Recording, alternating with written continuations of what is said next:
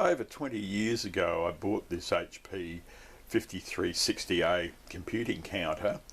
At the time it didn't have the time interval unit in the plug-in bay.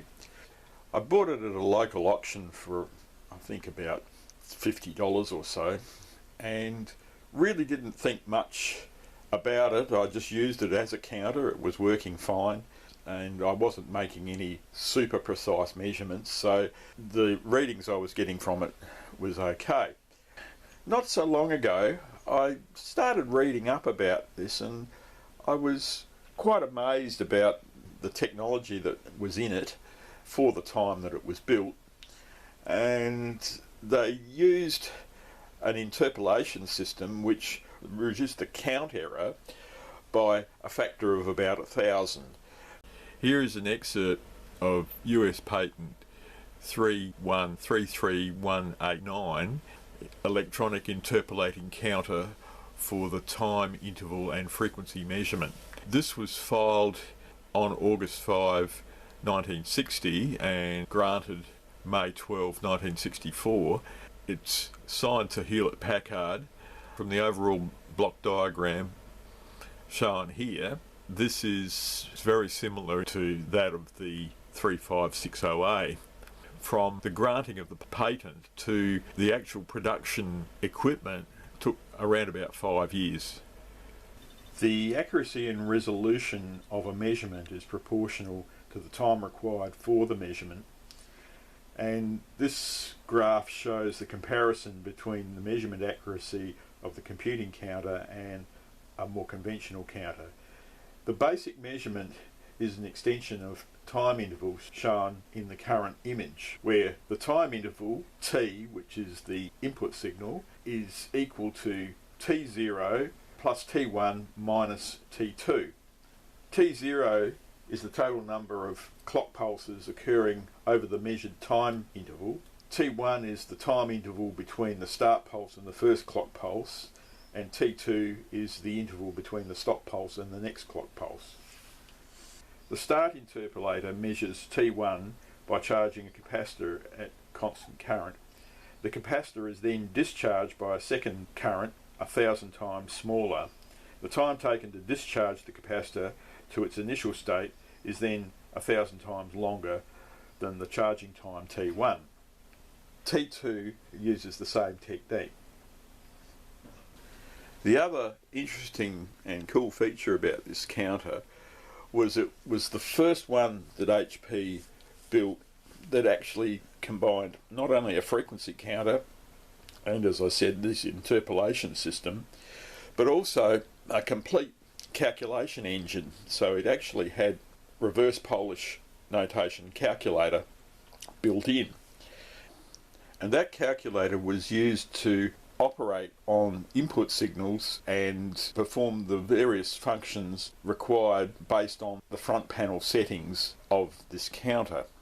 The reading that I'd done really piqued my interest in trying to get hold of the accessories that go with this counter, and amazingly, within only a matter of a few weeks, I was able to find on eBay the keyboard and a time interval plug-in unit.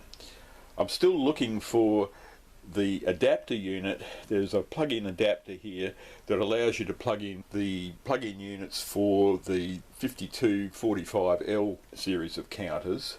That would be a nice addition, but I haven't been able to find one of those as yet. For Hewlett-Packard, this was an early, if not the first instrument that they used a board swapping program for field service engineers.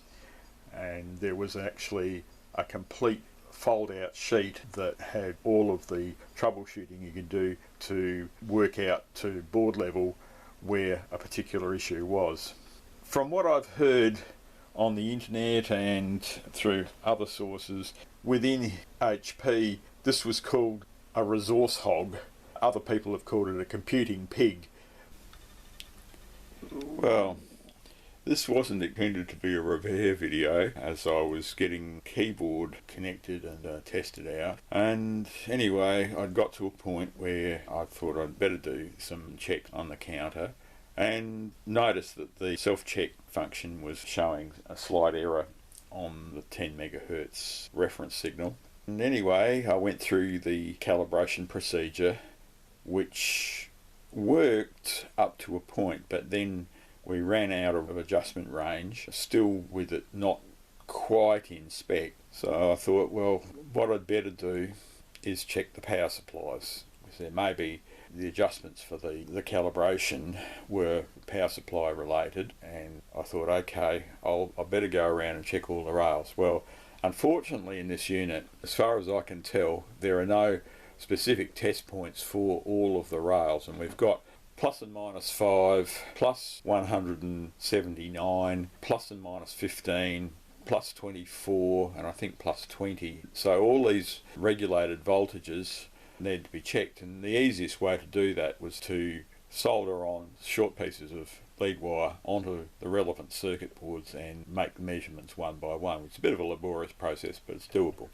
So anyway, I'd checked the minus 5 and 5 volt and 179 volt regulated rails, and they all came up good. But while I had the specific card out for those regulators, I decided to do a quick ESR check of a couple of electrolytic capacitors on the board, one of which was right next to a power resistor that's dissipating quite a bit of heat. It turned out that these two capacitors are the same value, same manufacturer, same rating. One measured 1.1 ohms and the other one measured 56 ohms. Obviously, and that particular one was right next to the power resistor that was getting quite warm. So obviously it's dried out. Anyway, I replaced that capacitor. So I got a suitable type to replace it, put it in the unit, fired it up, and then it didn't regulate. Came to about minus 8.9 volts where it should have been minus 5 volts on that particular regulator. At the moment, I don't know whether I've damaged any other circuitry in the unit. I hope not, but there's always a possibility. The thing is, the minus 5 volt regulator provides some reference voltages to other regulators, particularly the plus 5 volt regulator, and then the plus 5 volt regulator also needs 15 volts from the adjacent board. Well, anyway, I started troubleshooting the regulator by first pulling out and disconnecting every single card that I could.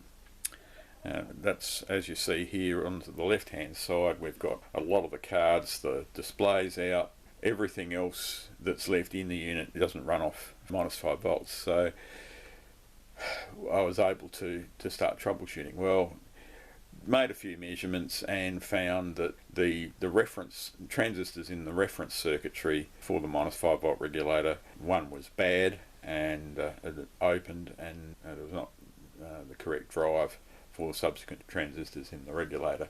Replaced that transistor and we've got negative 5 volts back again, but at the moment the positive 5 volts is now at 1 volt, and I'm suspecting, because I've got all of the boards unplugged, there's no load on the plus 5 volt regulator, and as it's a switching regulator and it's got both over current and over voltage crowbar on it, I'm suspecting that at switch on it's going above the threshold on the over voltage crowbar and then being crowbarred because there's not sufficient load on the regulator.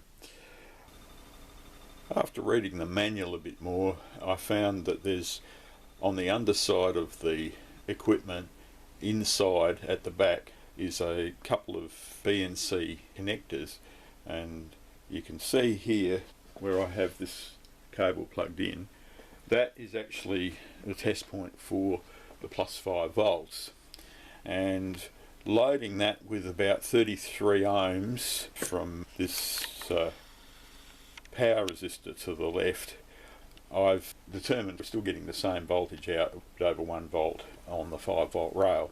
Now the other thing is, the way these supplies are designed, the minus 5 volt must be working to start all of the other supplies because it provides some reference voltages, and the plus 179 volt supply is actually apart from used for the displays in this case, or in earlier times Nixies, that voltage, the 179, is then used to make sure that other supplies function, so that basically if the 179 is down, everything else will be down except the minus 5 volt.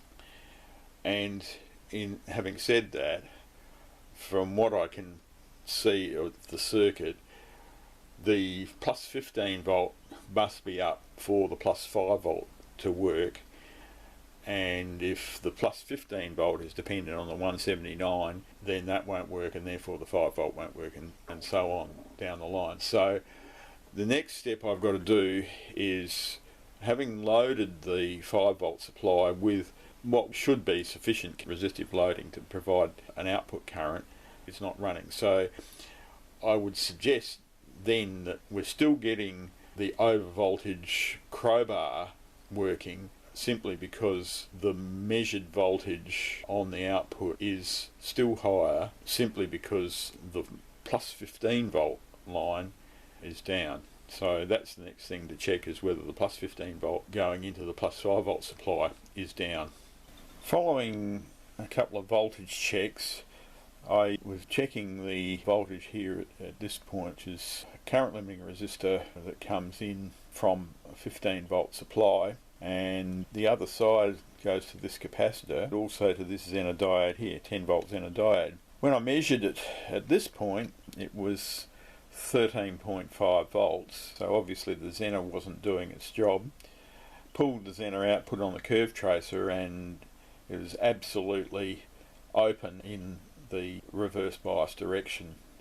Forward bias direction, it was working like a normal diode, but reverse bias, it didn't have a knee at around about the 10 volt mark.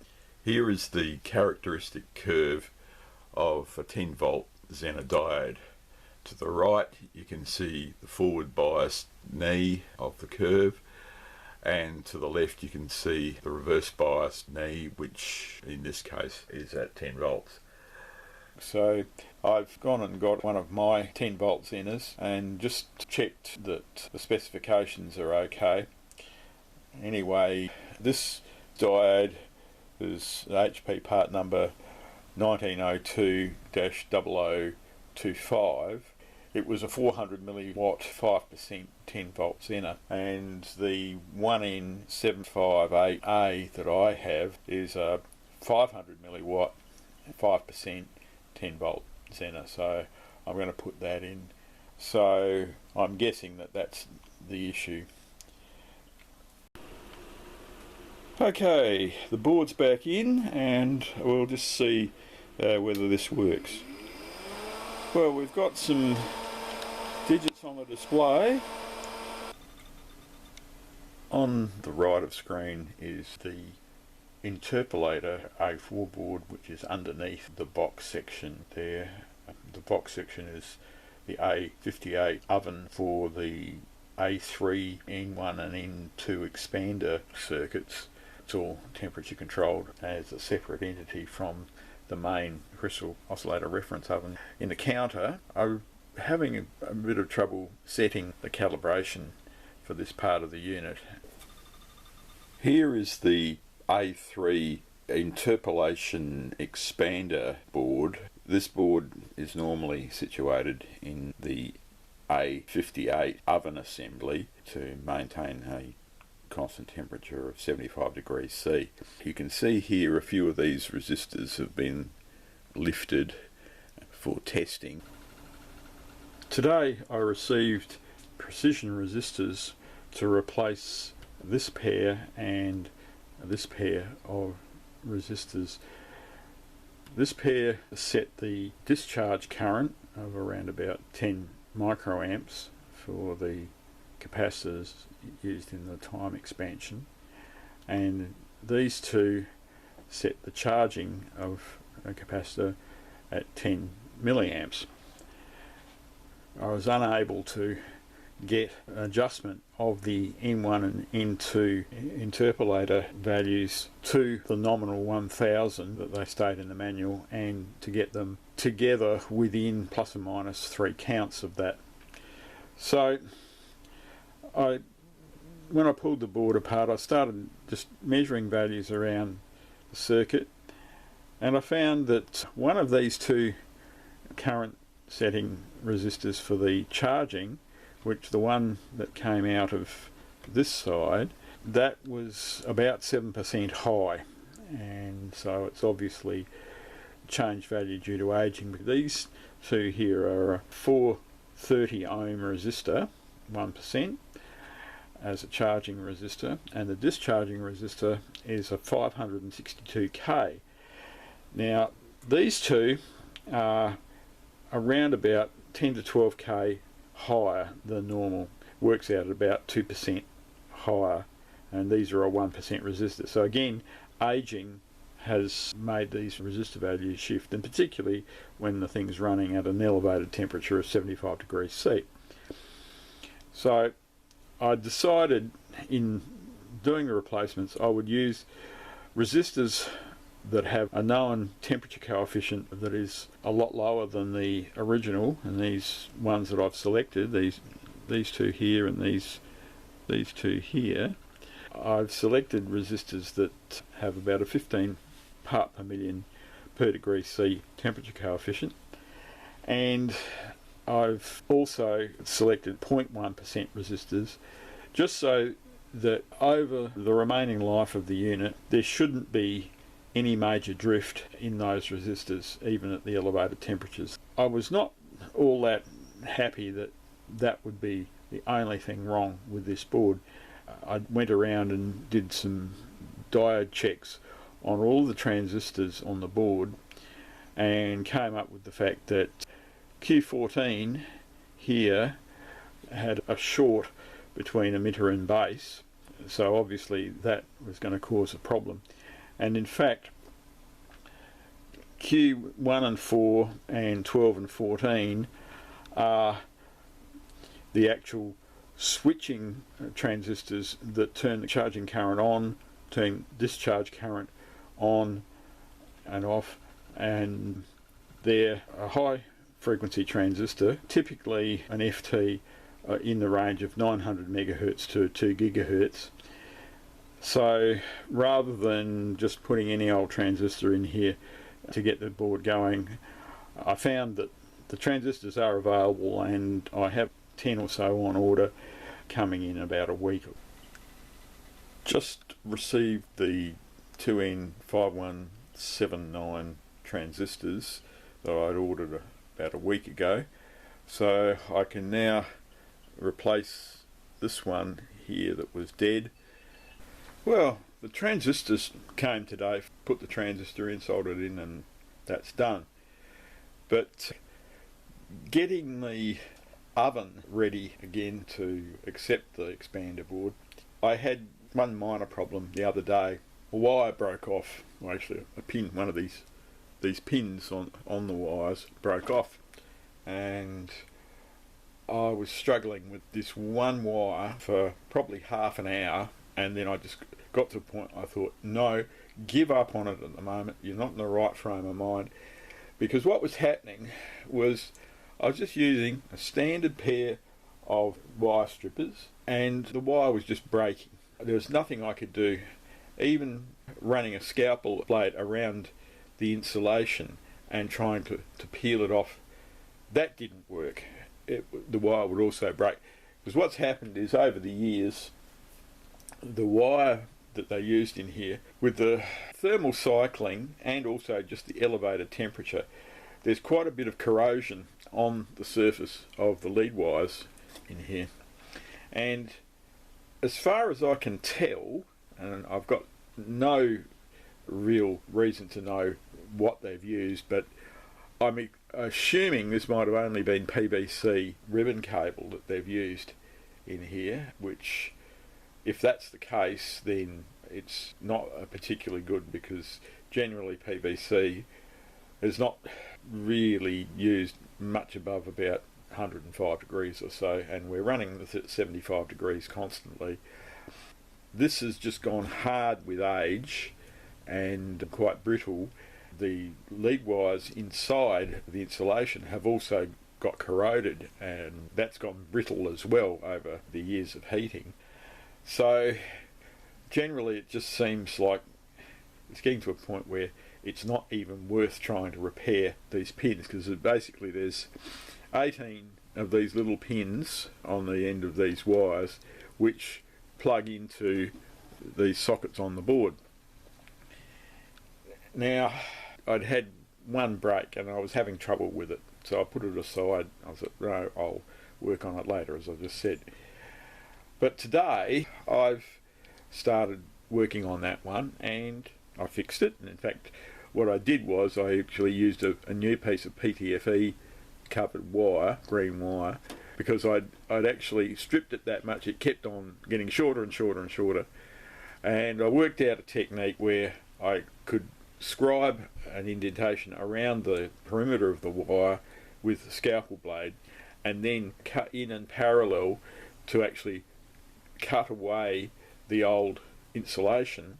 And that has actually worked. In fact, I've been using that technique now because a number of these other pins just fell off of the wires. Just as I'm starting to reassemble things, another one would break off, and then another one would break off, and it's been getting quite frustrating.